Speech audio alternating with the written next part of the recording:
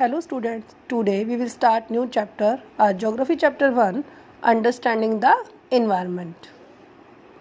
Do you know what is environment? Environment means Vatavaran.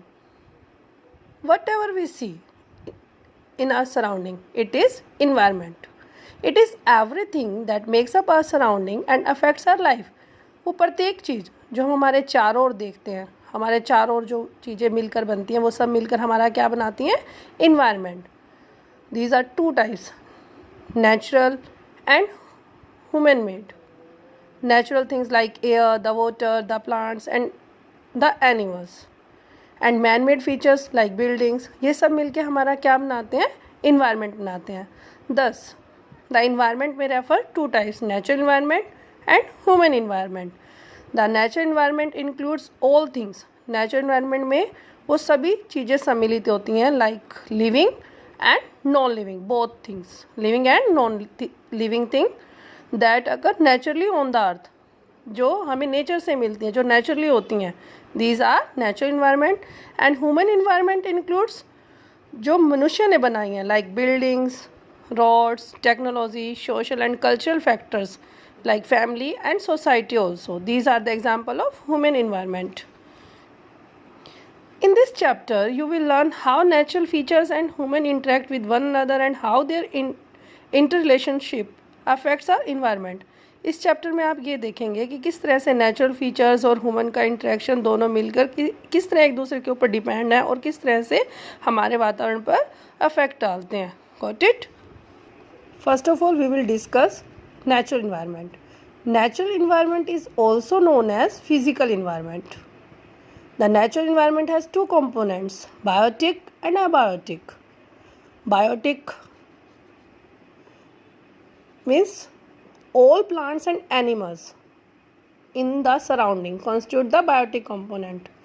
जो चीज़ें सांस लेती हैं, plants, animals in the surrounding, ये सब मिलके हमारे क्या बनाते हैं? Biotic component. And non living things जो निर्जीव चीज़ें होती हैं like air, temperature, water, light and soil form the abiotic component.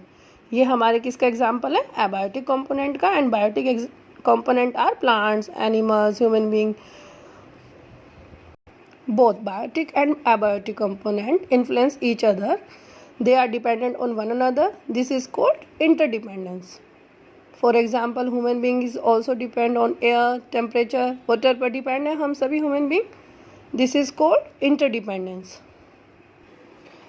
Like the land, the oceans, the seas and the atmosphere around us. जो हमारे चारों ओर land, oceans, seas and atmosphere है हमारे चारों ओर, ये हमें किसको सपोर्ट करते हैं? हमारी लाइफ को. And comprise our natural environment. हमारा क्या बनाते हैं? Natural environment. There are four realms or sphere of the earth. There are four spheres of the earth. What are they? Lithosphere, hydrosphere, atmosphere and biosphere. We will discuss one by one. The sphere of land is known as lithosphere,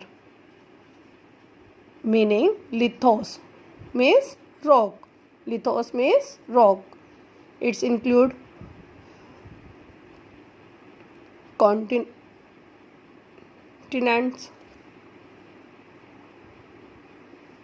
oceans, seas, islands. And the sphere of water is known as hydrosphere, where hydro means water. And the sphere of air is known as atmosphere, where atmos means vapor. And the last one is biosphere, the sphere of the living world consisting all animals and plants including man also is known as the biosphere.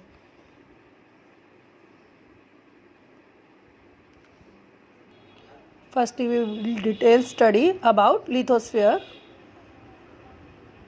The solid outer covering of earth surface, जो हमारी earth surface की ऊपर की जो परत है, consisting of rocks and soil is known as lithosphere. सबसे जो भारी परत होती है इससे क्या कहा जाता है? लिथोस्फीयर. इसमें क्या क्या इंक्लूडेड होती हैं? लार्ज लैंड मासेस जैसे कि continents, oceans and smaller masses of land surrounded by water called island. It includes various land forms like mountains भी इसके अंदर इंक्लूड्स होते हैं, valleys, plateaus and plains also. These landform provides living space for human beings. Lithosphere में रहते हैं, ये हमें क्या देते हैं? ह्यूमन बीइंग के साथ साथ plants and animals also they provide living space. Lithosphere में ह्यूमन बीइंग के साथ साथ पौधे भी हैं, एनिमल्स भी हैं, इन सभी को लिविंग स्पेस देते हैं, रहने का स्थान देते हैं. लिथोस्फीयर में ही रहना होता है. And the lithosphere therefore provide us with soil, forest. क्या क्या प्रोवाइड करता है, ध्यान से दीजिए. Soil, forest, grassland for grazing, animals के लिए, पशुओं को चरने के लिए घास के मैदान. लैंड फॉर एग्रीकल्चर, जो हम खेती करते हैं, ये लैंड भी लिथोस्फीयर में. एंड ह्यूमन सेटलमेंट, मनुष्य के लिए रहने के लिए स्थान. Minerals also. Next one is hydrosphere. Hydros means water. You know very well, a 3/4 part of earth, a 3/4 part of our earth is covered with water. Water is found in three forms: solid form, liquid and gaseous form. In liquid form, नाम से ही sure है, liquid like water bodies, like river, जो भी हमारी water bodies हैं, these are the example of liquid form. And its solid state, it exists as snow cover, बर्फ से ढका हुआ, जैसे कि mountain tops and glaciers also, ice sheet. And it the gaseous form, for example gaseous form, it is found in the form of clouds and water vapor. जब form gaseous form में clouds में जाके पानी मिल जाता है, rain fall होता है, जैसे it is the example of gaseous form. Water sustain all form of life and has a strong influence on climate. मनुष्य के लिए बहुत ज़्यादा आवश्यक है, वाटर ज़रूरी है. Next one is the atmosphere. The blanket of air surrounding the earth is known as the atmosphere. जो हमारे चारों ब्लैंकेट है, एयर की, हवा से जो कवर है, it is known as atmosphere. It is the definition of the atmosphere. The blanket of air surrounding the earth is known as the atmosphere.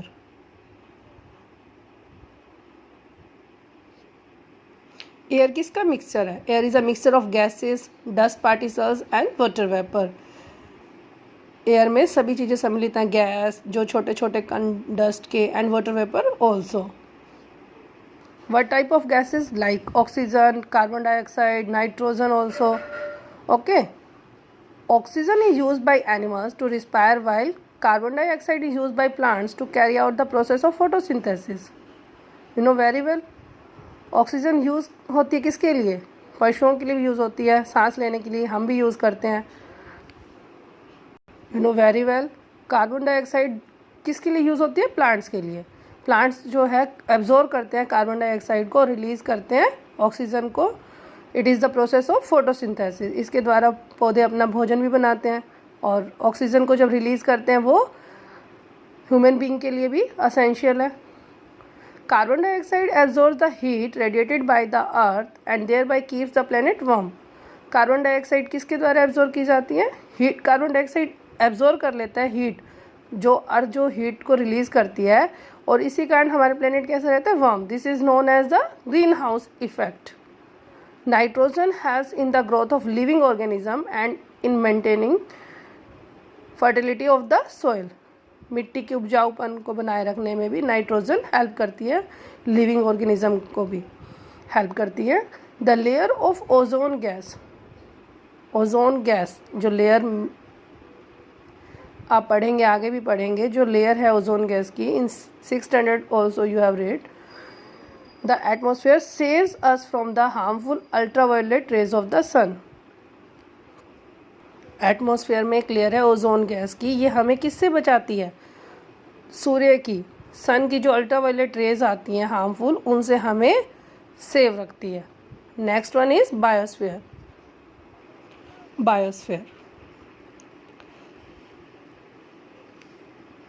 it is a narrow zone where all three spheres, lithosphere, hydrosphere and atmospheres, come in contact with each other. All forms of life are found here. जो सभी जीवन है ये इसी sphere में मिलता है, क्योंकि ये सभी को इंक्लूड करता है, इसमें सभी इंक्लूड है. Like biosphere is the narrow zone consisting of the lower part of the atmosphere. Atmosphere का लोअर पार्ट है, अपर पार्ट लिथोस्फीयर का and part of hydrosphere also, where all forms of life are found. अब जीने के लिए इन सभी चीज़ों की नीड होती है. लिथोस्फीयर हमें लैंड देता है, एटमोसफियर एयर देता है, hydrosphere without water we can't live. It is a zone where all forms of life are found. Got it? Thank you.